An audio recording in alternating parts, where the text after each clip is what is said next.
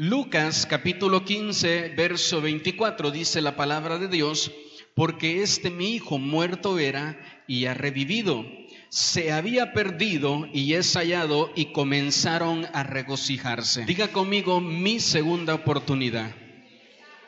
De eso es de lo que quiero hablarle el día de hoy. Mire, este pasaje que acabamos de leer es muy conocido. Es el pasaje que cuenta el regreso de un hijo que se había ido de su casa. Un hijo que le había dicho a su papá: ya no quiero que tú me mandes, ya no quiero que tú gobiernes mi vida, quiero hacer mi vida a mi manera, dame la herencia, dame lo que me pertenece. Y dice la Biblia que el padre no se lo negó, que se lo dio. A veces decimos: bueno, ya no voy a la iglesia y Dios me sigue bendiciendo. Dios no va a negar lo que Él ya prometió a cada uno de nosotros. El uso que tú le des para bien o para mal es lo que va a traer buenas o malas consecuencias a nuestra vida. Él se fue, dice la Biblia, con las manos llenas. Y allá empezó a despilfarrar, empezó a perder todo lo que el Padre le había dado poco a poco. Y dice la Biblia que llega hasta este punto, mire, en el capítulo 15, verso 24, donde el Padre lo ve regresar. Él regresa con las manos vacías, avergonzado por todo lo malo que había hecho con su vida, ¿verdad? Sintiéndose mal, sintiéndose indigno, haciéndose pequeño, ¿verdad? Delante del Padre, diciéndole: mira, pequé contra el cielo, pequé contra ti, ya no soy digno ni de ser llamado tu hijo. Como todos nosotros muchas veces le decimos a Dios: Señor, ya no merezco ni tu perdón, ya no merezco ni tu misericordia por todo lo malo que he hecho, por todas las cosas terribles que he cometido. Pero dice la Biblia que el Padre dijo, ¿verdad? Él viene en condición de muerto. Mi hijo, ¿verdad?, era tomado muerto. Diga conmigo: muerto. La palabra muerto que aparece aquí no es cuando tú dejas de respirar, sino que es la misma que aparece en el libro de Génesis capítulo 1, donde Dios le dice a Adán y a Eva: si ustedes comen del fruto, ¿verdad?, que se les ha prohibido, van a morir. Y esa palabra muerte significa separado de Dios. Diga conmigo: separado de Dios. Y entonces dice la Biblia que cuando el Padre lo ve, dice: este hijo era considerado separado de mí.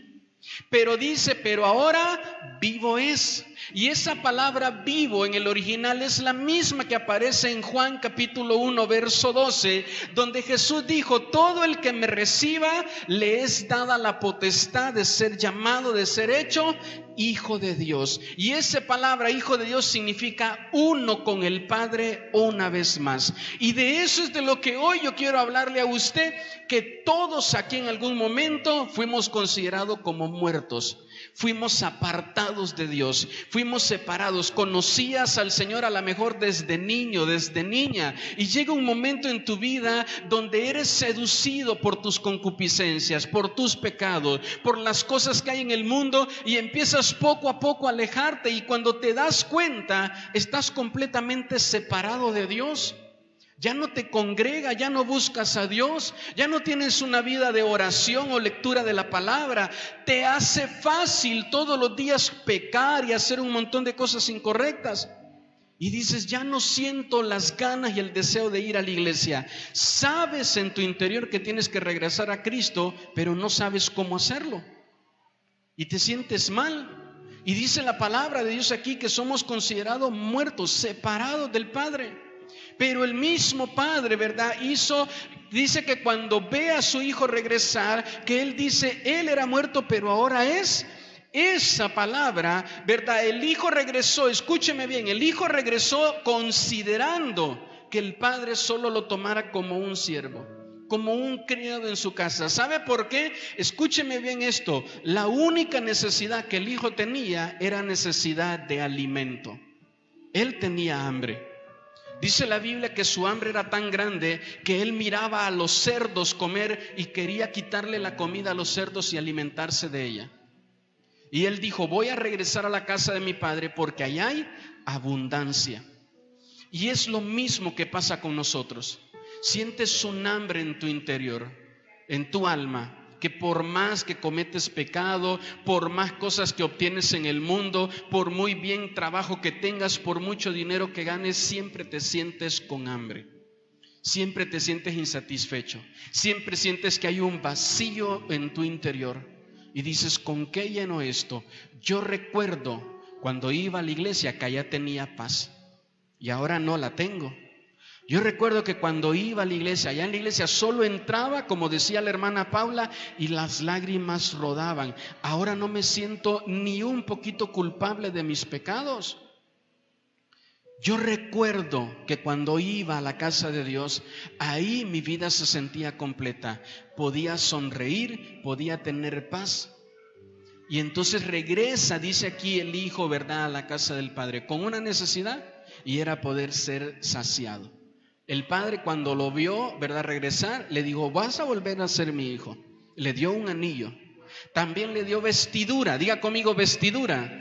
¿Sabe por qué? Porque él venía desnudo, venía avergonzado. No desnudo físicamente, venía desnudo. Amén. Venía avergonzado.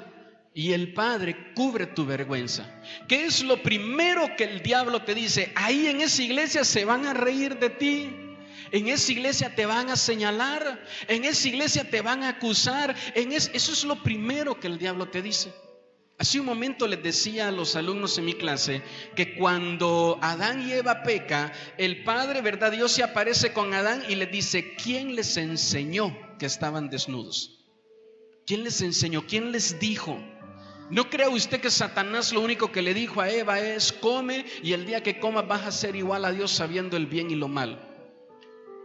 Cuando Satanás te hace caer en un pecado, después él mismo te acusa. Él te lo pone bonito, ¿verdad?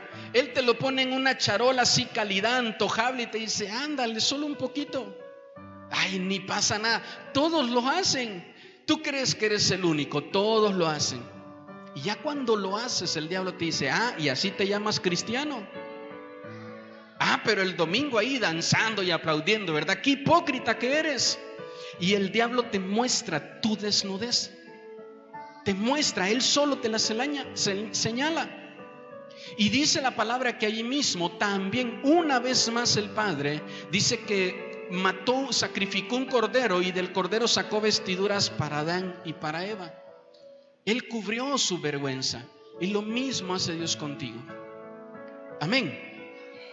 Tú no te tienes que sentir atacado o señalado por Dios, porque Él no va a ser así. Cuando tú entras por esa puerta, Él es el primero que dice, híjole, mi hijo, mi hija viene desnudo, viene con vergüenza, y te cubre con su gracia, y te cubre con su gloria. Y estoy seguro que ni sospechan el que está a tu lado las cosas que estuviste haciendo en la semana. Ni sospechan que a lo mejor mentiste, que a lo mejor volviste a ver pornografía, que a lo mejor sigues cometiendo pecados sexuales, que volviste otra vez a hacer cosas incorrectas. El que está a tu lado ni enterado está. Amén. Porque así de corbata, de saco te ves bonito, te ves calidad. Ahí al lado peinadito con tus lentes te ves como un buen cristiano. Porque esa es la gracia que Dios pone. Él te cubre, Él te pone una vestidura. Amén. Y eso fue lo que hizo aquí el Padre. Después que le dio el anillo y le dio la vestidura, dijo, ahora vamos a hacer un banquete. Saquen el animal más gordo, ¿verdad? De haber dicho el marranito, ¿yo qué culpa tengo que este sinvergüenza haya regresado, verdad? Saquen el animal más gordo, lo vamos a matar y vamos a hacer. ¿Y vamos a hacer qué? La mentalidad del hijo era que mi padre me tome como un jornalero. Él iba dispuesto a trabajar, a hacer lo que sea. Y así muchas veces nosotros llegamos, decimos, Señor, perdóname, dame una oportunidad y voy a hacer lo que me digas. Esa es la mentalidad. Él no pensaba que lo iban a recibir con fiesta. Él no tenía planeado eso. Y el padre viene y prepara todo, ¿verdad? Se prepara la fiesta, le hablan al grupo Logos, tráiganse los instrumentos y todo, ¿verdad? Calidad. Llamen al pastor Jonathan, necesitamos a alguien que venga a predicar calidad. Se prepara toda la fiesta y todos se gozan porque el que estaba muerto ahora está.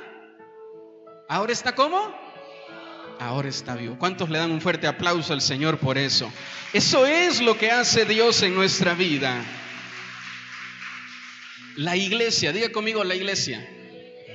La iglesia es el único lugar, grábese bien esto en su corazón. La iglesia es el único lugar donde te van a soportar aunque no cambies.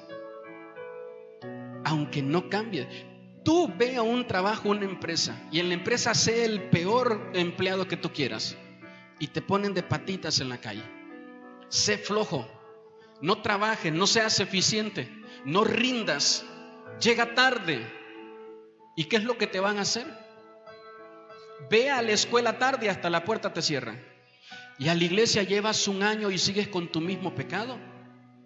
Sigues mintiendo, sigues robando, sigues haciendo un montón de cosas incorrectas. Y aún así el Padre sigue diciendo: ven a mí. La iglesia es el único lugar donde puedes pasar 2, 3, 5 años sin cambiar y te seguimos soportando. Me motivan sus amenes. Porque no somos nosotros los que te vamos a cambiar, es Dios. Él es el único. Entonces, pastor, ¿hasta cuándo me van a aguantar aquí? Hasta que Cristo venga. Hasta que Cristo venga. Hay gente que se va a la iglesia, vuelve a caer otra vez en el alcohol y vamos otra vez a visitarlo. Hermano, venga a la iglesia. No, es que yo nunca cambio. Venga a la iglesia otra vez. Y regresa a los pies de Cristo y se vuelve ahí otra vez. Le vuelve a fallar al Señor.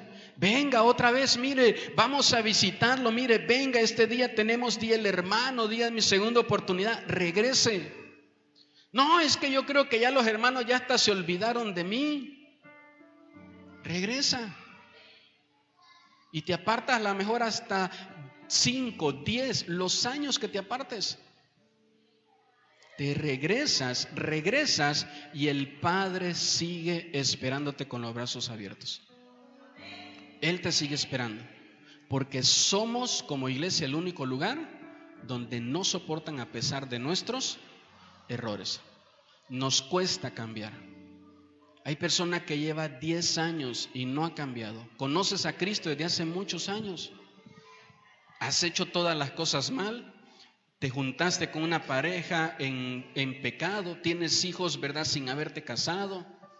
A lo mejor haces un montón de pecados y todavía, ¿verdad?, el Señor sigue confiando. Nosotros, seguimos confiando que el Señor puede hacer una obra en ti. Es que mire, el tiempo para que una persona cambie lo determina Dios, no yo. Yo por mí yo quisiera que ya todos, y me incluyo, ya no tuviéramos los errores que tenemos. Pero ¿quién es el que lo determina? Dios. Lo que tienes que hacer es estar ahí el día que Dios tiene preparado un cambio completo para ti. Y no se me sientan todos señalados, porque no todos han sido así. He visto personas que entregan su vida a Cristo y de un momento para otro su vida completa, literalmente cambia. Cambia, deja todo lo malo atrás. Entrega su vida a Cristo y empieza a ordenar su vida en Cristo. Y es que eso es lo que hace el poder de Dios. Amén. Si tú dices, pastor, me cuesta. Yo soy, pastor, el que usted está hablando. Llevo años y no he podido cambiar. Lo peor que puedes hacer, ¿verdad?, es apartarte de Dios, separarte de Él. Quiero que entiendas que a todos nos cuesta cambiar, porque el cambio es un proceso. Por eso es que Dios hizo a la iglesia una institución donde somos pacientes, donde aún así lleves 5 o 10 años y no puedes cambiar, te vamos a seguir esperando, te vamos a seguir sirviendo, te vamos a seguir recibiendo con los brazos abiertos, y estoy seguro que Dios también. Amén. Entonces tienes que tener esta confianza y esta fe. El Hijo dijo, ¿verdad?, en la casa de mi Padre hay abundancia de pan. Nunca va a faltar el pan espiritual para tu vida aquí. Si tú dices, es que pastor, yo hice lo peor que usted se puede imaginar, yo se lo hice a Dios. Yo tenía hasta un llamado, pastor, y renuncié, le di la espalda al llamado, al servicio. Pastor, yo estaba hasta sirviendo en la iglesia, aquí danzaba, mire, calidad, predicaba, yo le hablaba a otros de Cristo, y de repente me aparté. Y de repente me alejé, me fui. Mire, no hay hombre en la Biblia que no tenga registrado su pecado y su error. El único que no tiene registrado un pecado es Jesús. De ahí en fuera, todos Todos en la Biblia tienen registrados sus pecados. Dice la Biblia que había hombres como Abraham, como Moisés, como David, que eran conforme al corazón de Dios. No hemos llegado a ese nivel todavía. Y aún así ellos le fallaron a Dios y Dios los perdonó. Aquí es el único lugar donde van a extenderte la misericordia cada vez que la necesites. Si decimos amén a eso. El arrepentimiento de todo corazón, ¿verdad? No cambia las cosas de nuestro pasado, pero sí nos ayuda a tomar mejores decisiones. Cuando te arrepientes, ves claramente el error que estabas cometiendo. Cuando se arrepintió el hijo, ¿verdad? Vio la bendición que era vivir en la casa del Padre y dijo, voy a regresar.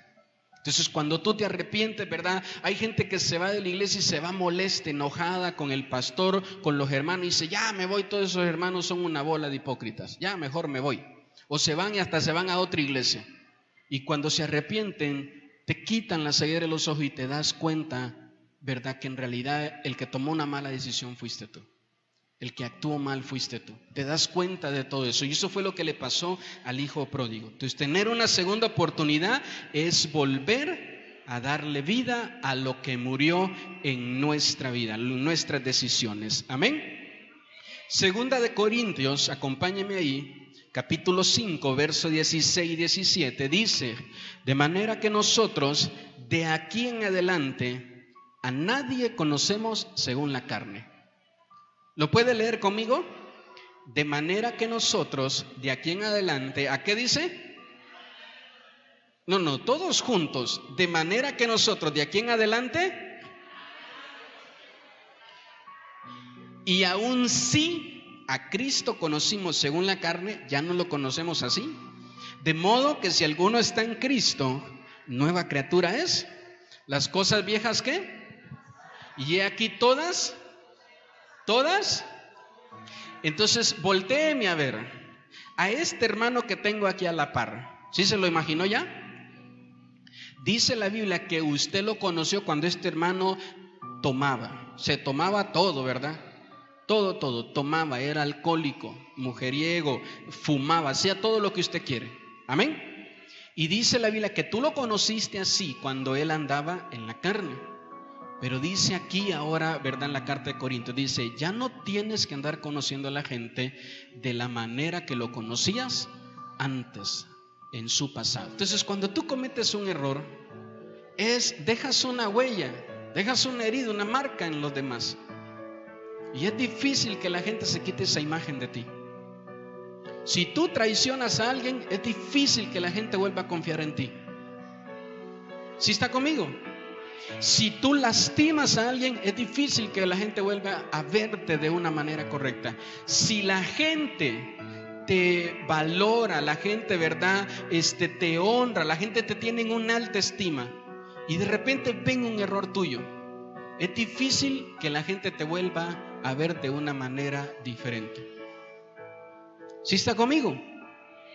Pero dice aquí la palabra de Dios, ya no los conozcas así. Ya no los conozcas así. Como la que le dice el esposo, te perdono, pero todos los días le echa en cara el error que cometió. La que le dice el esposo, está bien, regresemos, pero a cada oportunidad le sigues echando en cara el pecado que cometió. Tu hija se fue con un sinvergüenza, regresa a casa y a cada rato le dices, ¿verdad? Le echas en cara el error que cometió. Entonces dice la palabra de Dios aquí, ya no lo conozcas así. Ya no la conozcas así. ¿Sí dice amén conmigo? Porque esa es una de las cosas que más nos cuesta. Si tú cometes un pecado, te va a costar poder levantarte si todos los que están a tu alrededor te siguen señalando de acuerdo a tu pecado o a tu pasado. La Biblia no dice acúsense unos a otros. No dicen júzguense unos a otros. Tú no puedes juzgar porque no eres Jesús. El que está a tu lado necesita tu apoyo, necesita tu ayuda, necesita que tú puedas verlo como Cristo lo ve. El que está enfrente de ti, ahí atrás de ti, necesita de ti. Todos somos parte de un cuerpo en Cristo y nos necesitamos. No necesita que tú le estés señalando, que tú le estés juzgando y le estés acusando. Suficientes problemas tiene ya con sus debilidades. Suficientes luchas tiene ya con su vergüenza, con el diablo que no le quiere soltar, para que todavía tú como cristiano te sumes en una batalla en contra de él, en contra de ella, y le señales y le digas: esa hermana es una borracha, yo la vi hasta las chanclas allá. Ese hermano es lo peor. Uy, el pastor ni sabe, ni quiero saber. El que está en Cristo, nueva criatura es. Las cosas que hizo en el pasado, allá que se queden. Allá déjalas.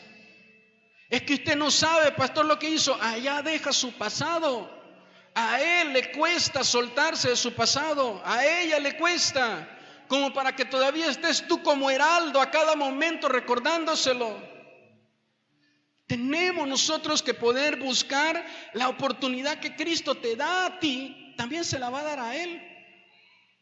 Nada hace tus pecados menos que los pecados de otra persona. Si tú te sientes perdonado por el Señor, deja que Él también se sienta perdonado por el Señor y no acusado por ti. Si dice amén conmigo. Nos cuesta creer que Dios tiene una oportunidad para el que le falló, y cuando cometes un error necesitas al que está a tu lado.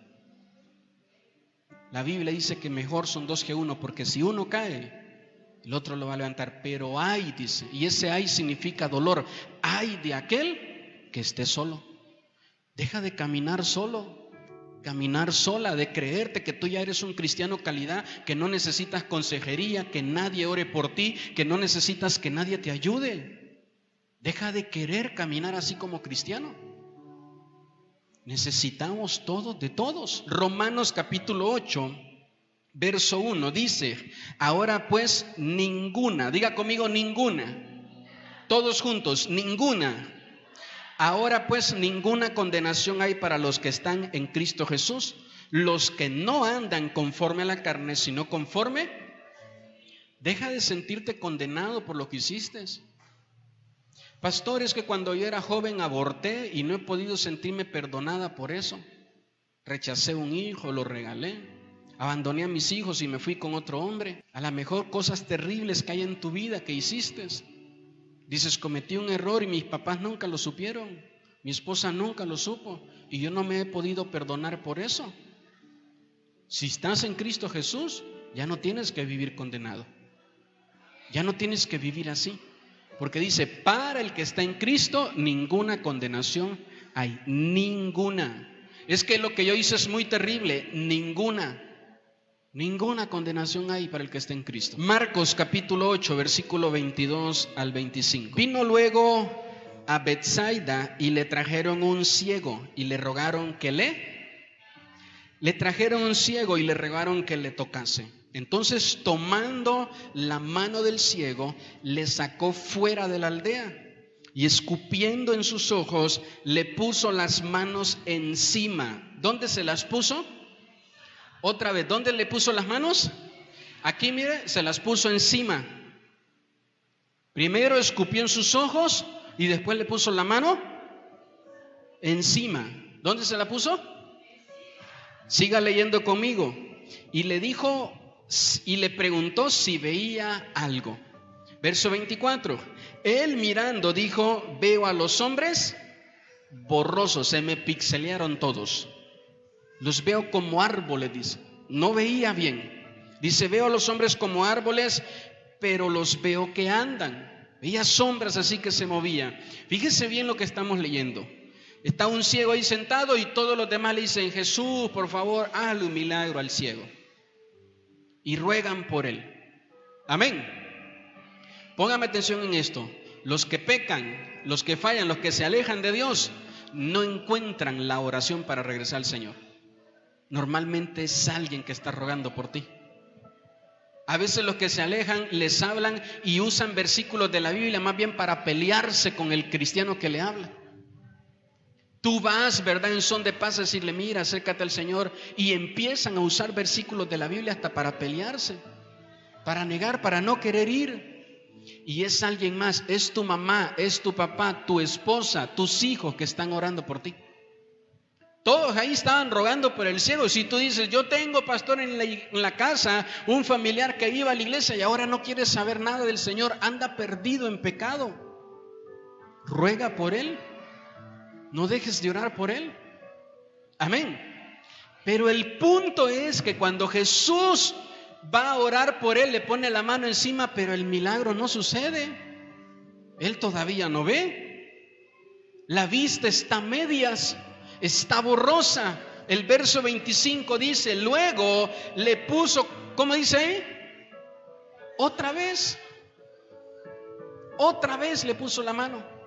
Pastor, ya oré por mi familiar y no quiso. Hazlo otra vez.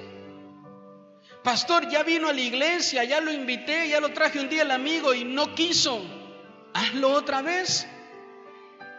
Dice, le puso otra vez las manos y hasta entonces miró. Pero dice ahí que la mano ahora se la puso en los ojos, ya no se la puso encima. El problema, ¿verdad?, muchas veces de nosotros es en la mente. Jesús primero le toca la mente a él, porque cambia nuestra manera de pensar. ¿Cuántos llegaron a la iglesia diciendo, yo a la iglesia no voy porque ahí a lo mejor a uno le prohíben, a uno, ¿verdad?, todos son bien aburridos, con cara de limón chupado, ¿verdad? A lo mejor ese pastor va a querer decirme que me deje a mi chava que tengo, ¿verdad? A lo mejor ya no voy a ir a fiesta, ya no voy por aquí, ya no me voy a poder poner mis minifaldas, ya no me voy a poner a hacer esto, me van a decir que me quite mi arete de la oreja. Y empezamos a tener un montón de pensamientos incorrectos. Cuando tienes los pensamientos incorrectos, no te das cuenta de tu verdadero problema, de tu verdadera ceguera. Y dices, a lo mejor ahí en la iglesia todo me van a prohibir. Si tú estás aquí hoy por segunda vez, necesitas hoy un segundo toque del Señor. El Señor va a hacer un milagro en tu vida. ¿Cuántos dicen amén conmigo a eso? Juan capítulo 21, versículo 15. Dice la palabra, cuando hubieron comido, Jesús dijo a Simón Pedro, Simón, hijo de Jonás, ¿me amas más que a estos? Le respondió, sí, Señor, tú sabes que te amo. Él le dijo, apacienta mis corderos. Verso 16, volvió a decirle la segunda vez, Simón, hijo de Jonás, ¿me amas? Pedro le respondió, sí, Señor, tú sabes que te amo. Le dijo, pastorea mis ovejas. Versículo 17, le dijo la tercera vez, Simón, hijo de Jonás, ¿me amas? Pedro se entristeció de que le dijese la tercera vez, ¿me amas? Y le respondió, Señor, tú lo sabes todo. Diga conmigo, el Señor lo sabe todo. Tú sabes que te amo. Jesús le dijo, apacienta mis ovejas. Este es el pasaje que leíamos, ¿verdad?, hace un momento al inicio. Las oportunidades que el Señor nos da están basadas en el amor. Están basadas en el amor. Amén. ¿Cuántos de ustedes saben que Jesús enseñó esto y dijo, el primero, el principal, el más importante mandamiento es, ¿cuál es? Amar a Dios con todo. Entonces, cuando tú regresas al Señor, el Señor no quiere que le expliques por qué le fallaste. Él quiere saber si todavía lo amas. Eso es lo que Jesús le interesaba de Pedro. Estoy seguro que Pedro trataba de explicarle al Señor por qué lo negó. Señor, es que te negué porque si no me iban a cortar la cabeza. Mataban a mi familia. Señor, es que mira, te negué porque me ganó el miedo, el temor. Vi que todos salieron corriendo y entonces yo también me eché a correr. Que eso es lo que muchas veces nosotros hacemos. Señor, es que como aquel hermano vi que también lo hizo, por eso yo también lo hice. Como aquella hermana falló, entonces yo también fui y fallé. Y tratamos de excusarnos. Tratamos de sentirnos lo menos culpable. Mire, tengas o no tengas razón, sigues siendo culpable de tus pecados. Y no hay nada que esté en ti que justifique el que tú le hayas fallado al Señor en algo.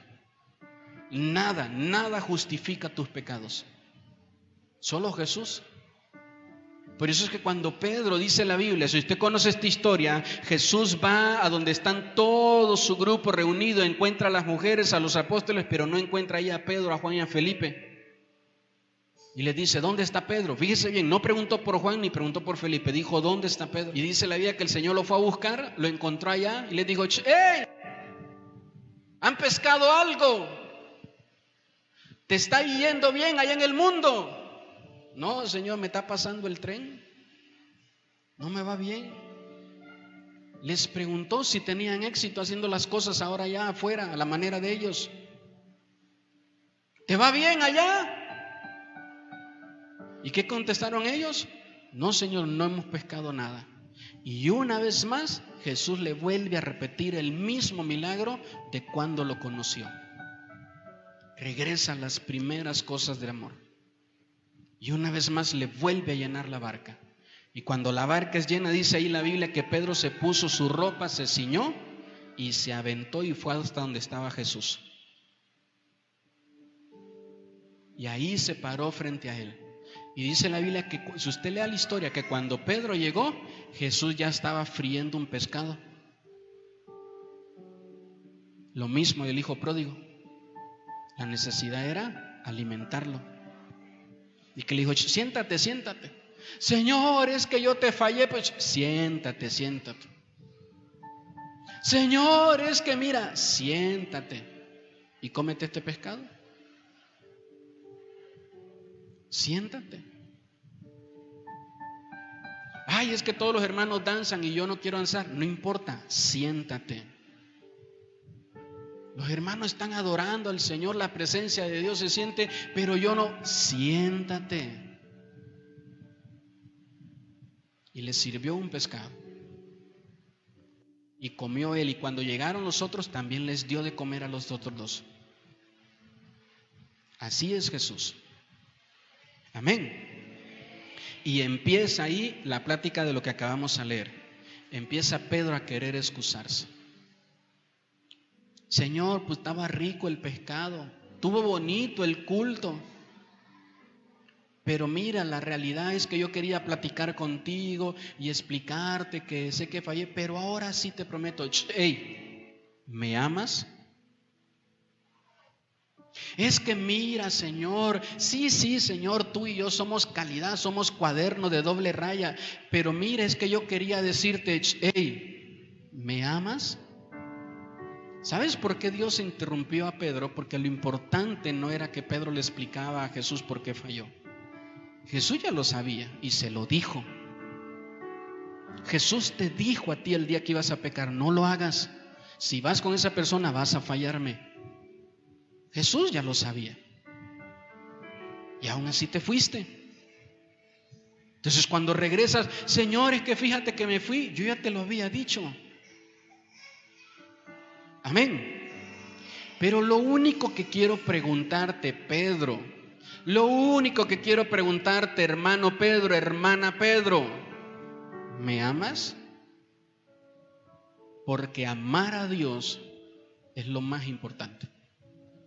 Amar a Dios. A lo mejor no eres el más santo, a lo mejor no eres el más ungido, no sabes ni hablar lenguas, no sabes ni orar, pero si eres el que más ama a Dios, Dios te va a levantar. Dios va a hacer cosas grandes con tu vida. Dios nunca ha andado buscando hombres perfectos, anda buscando hombres que lo amen, mujeres que lo amen, que tú lo puedas amar a Él. Señor, tengo miles de errores, pero te amo. Porque aunque te vas, aunque te alejas de la iglesia y dices, ya no me voy a congregar, todavía hay en ti, en tu corazón, un amor hacia Dios. No te puedes desprender de Él, porque eso hace el amor.